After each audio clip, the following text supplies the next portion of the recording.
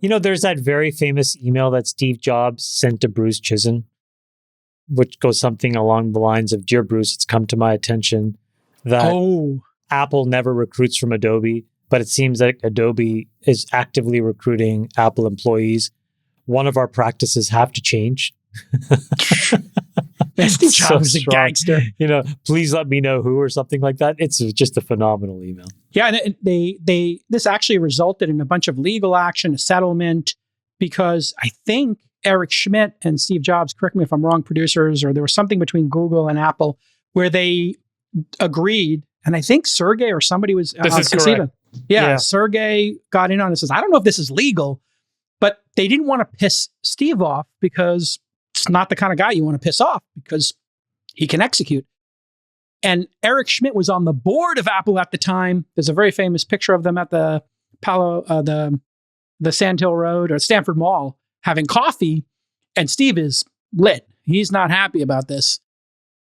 And I think they agreed to not poach a certain level or something like that. Oh, there's the famous picture where they were breaking bread, and then Eric Schmidt did Android. Steve felt very betrayed by this, and Eric Schmidt left the board of Apple shortly thereafter because Steve reportedly felt like he was double-crossed. But, all that is speculation, so check your own facts. Do you have any other details on that, Freeberg? Do you remember that case? It was after your time, right? I'll tell you a funny story.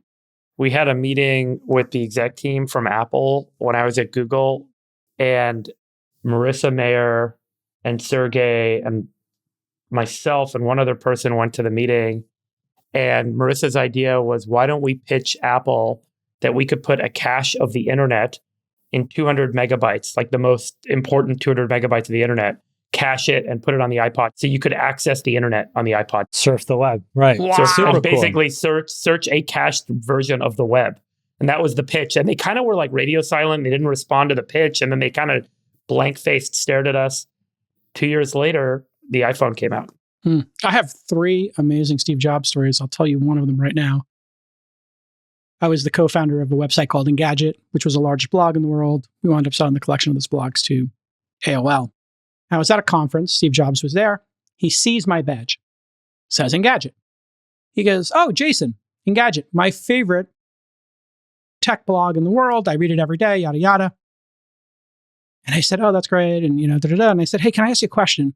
He said, "Yeah, sure, anything." And we're out there, beautiful view of the Pacific Ocean. And I said, "Steve, I have the iPod." I pulled that out of my pocket, and it had a color screen.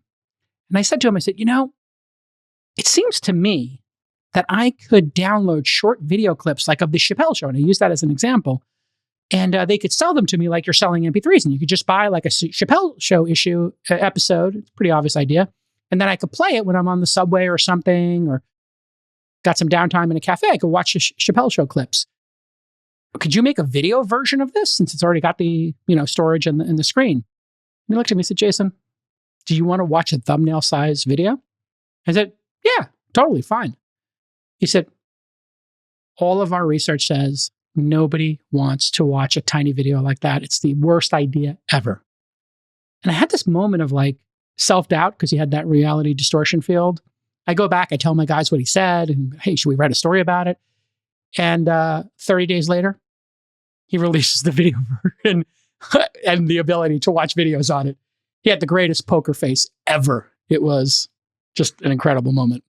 Man, I really miss that guy. What an incredible. Are we doing a walk down memory lane of our Steve Jobs stories? Do you have one? I have 2, but I mean, give us one. Come on, these are great. People loved, by the way, the segment when we went on a when I worked at Winamp, my boss, when it was merged into AOL to create AOL Music, was this guy Kevin Conroy, great guy. I remember Kevin. And Kevin basically got us runway to launch a 99-cent music download store. And we were able to use AOL's cards on file. So there was 25 or 30 million credit cards. And we were able to use Warner Brothers music library because AOL had merged with Time Warner. And so we launched this 99-cent music store, and it performed phenomenally. And I went and I did demos worked for Walt Mossberg, Takara. I went to Apple. I showed James Higa, Eddie Q, Steve Jobs, all these guys. And AOL just couldn't do anything with the data. We kept pushing, Kevin kept pushing, but they were just so tied up in their own political nonsense, they wouldn't greenlight it becoming more than a beta. And then 9 months later, the 99-cent download store launched on iTunes. Oh. And I was just like, oh my God, this is execution. And they had all the labels, and it was 1,000 times better experience than we created. But it was the first time where I stumbled into something relatively accidentally and just got, frankly, owned by an organization that's just 1,000 times better. Sax, you ever meet Steve Jobs in person? No? Freeberg? Yeah, I met him at MacWorld in 2003. He was walking the floor. It was at Moscone. I remember it because I've been a Mac user since 1984. First Mac original. I still have it in my office. Die-hard Mac fan. I read every edition of MacWorld, Mac User, Mac Week. And so to meet him on the floor walking around, I was just like a 22-year-old kid. I was freaking out. It was awesome. Only time I met him. He was the greatest. He was the absolute greatest. I have one other story, but I'm not going to share it. You know what segment people loved last week? I interviewed with him for a job. What? Oh, come on. You can't not tell that story. Right when I left Facebook. People loved the story last week when we did our childhood businesses. Hold on. I want to hear the story, Chamath. Come on, Chamath. You give us one more. I'll give you one that's recorded on video. It's like so littered with my failures and my insecurities, but okay. Good. Like that's why we want to hear it. Yeah, that's why we want to hear it. Get it out. You're so damn successful. Be self-deprecating. Share with your brothers. There was basically somebody at a well-known recruiting firm who pinged me and said, hey, there could be a This is right when I was leaving Facebook. And I had a pretty large project that never saw the light of day, which was this Facebook phone. Although people in the ecosystem knew that we were working on it. So, Samsung and Intel were our partners, and AT&T and all this stuff. Anyways, long story short, there was a rumor that they wanted to consolidate iPhone into one business unit, right? And at the time, it was kind of like very balkanized or whatever. And I got approached by a recruiter saying they're thinking of creating a role which is kind of like head of iPhone. And at that point, I was like, this was in 2011. And I was adamant that I would never work for anybody until I heard it was Steve Jobs. And I was like, I will do whatever he says. Whatever job. Wow. That is You're ready to bend the knee. Dude, I would have driven his car. I would have been, yes, sir. I would have driven that car. You'd be driving Miss Daisy? Oh, Steve Jobs, you're my best friend. And I went through a couple of interviews. I'm not going to get into those details. And at the end of it, it was like, well, he's not going to be the CEO. He's going to become executive chairman. And so you'll be reporting to Tim Cook. And that's where that process died.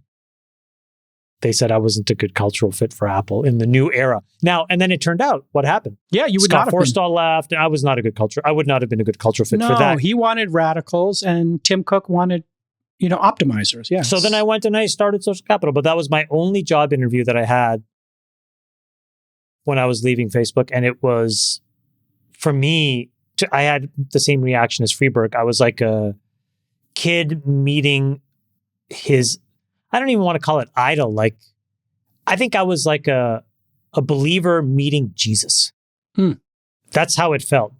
I will save my, just to get this, we got to get through 2 more stories in the docket. I'm going to leave my other Steve Jobs stories for another time. We got time. You have that famous clip of you asking him that question where he basically was looking at you like, that's a very famous one because that you really got the better of him, I thought, which is pretty good here. All right. Will you help companies like ours sell podcasts, be an Audible? So if we wanted to sell a podcast through your service, would you help us do the fulfillment? We're planning on having all the podcasts be free at first, but zing me an email with what you've got in mind, and we're open to anything. Same email I always send it to you? Yep. Okay, you got it. It's so strong. I mean, I got to give it to you, Jake. You have balls. I mean, the truth is, I traded emails with Steve many times. He was with the press. He was full contact, as you know.